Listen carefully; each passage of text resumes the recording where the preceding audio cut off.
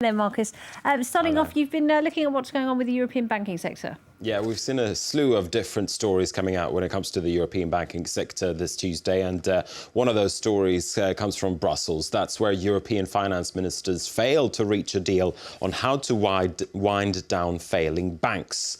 Now, they got together in the Belgian capital to try to get on the same page. They're working against the clock to build a European banking union. It's touted as the cornerstone of Europe's efforts to prevent another Eurozone debt crisis. But as usual, the devil is in the details. Jonathan Crane has more.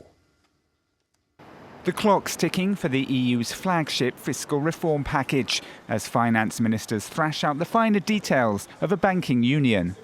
It's about breaking the vicious circle between banking debt and sovereign debt. It's about avoiding the economic crisis happening again.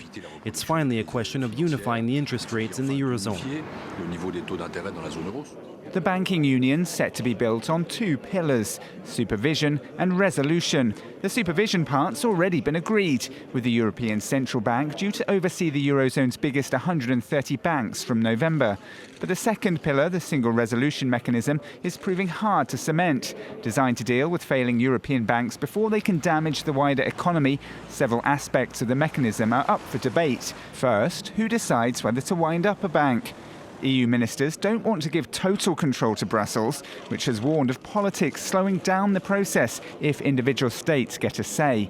Second, if the decision's made to rescue a bank, who takes the initial hit? Should it be the EU states that share the burden, or should it be the bank's creditors?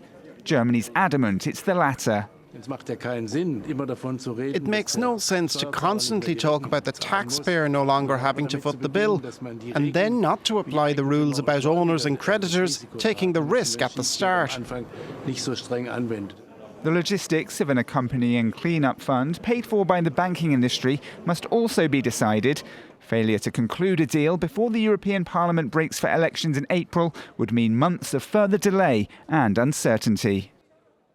Meanwhile, the European Central Bank has unveiled more details on how its stress test of European banks will actually work. The ECB is to probe bank assets to the tune of 3.7 trillion euros later this year. The aim is to check the health of 128 Eurozone lenders and to make sure that there are no lurking risks for the wider economy. The result of the much-anticipated stress test will come out in October. And one more note on European banks. Italian lender UniCredit has posted a record €15 billion quarterly loss. The red ink in the fourth quarter last year is largely attributed to the bank setting aside billions of euros to cover bad loans. That's loans that are unlikely to be repaid. Investors saw the record loss as a sign that the bank is cleaning up its books, and shares in UniCredit gained more than 6% on this news. And looking at the wider stock markets, Wall Street just shut up shop in negative territory this Tuesday. There wasn't a great deal of data to drive trading during the session, but geopolitical tensions over Ukraine were seen to be weighing on shares. It was more of a mixed picture at the European close, with UniCredit shares helping to drag Italy's main stock index into positive territory. The Milan FTSE MIB was up 0.4% at the close. The DAX in Frankfurt got a boost by strong German trade data for January. The CAC was weighed down by the situation in Ukraine, just like the American markets, I should say. Looking at some other stories for you, the Bank of England's boss has pledged to push a currency manipulation probe all the way. The pledge came as Mark Carney faced a grilling by British lawmakers. The Bank of England is reviewing whether staff failed to act on signs of manipulation in foreign exchange markets. Regulators are looking into allegations that banks on both sides of the Atlantic had colluded to boost their own profits. There's trouble at the top of Britain's cooperative group. Its chief executive, Ewan Sutherland, has resigned after just 10 months on the job. In his resignation letter, he told the co-op board that the group is ungovernable.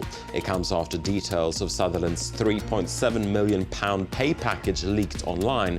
He's tried to turn the cooperative group into a more conventionally run business, but he says elements within the company has been working against him.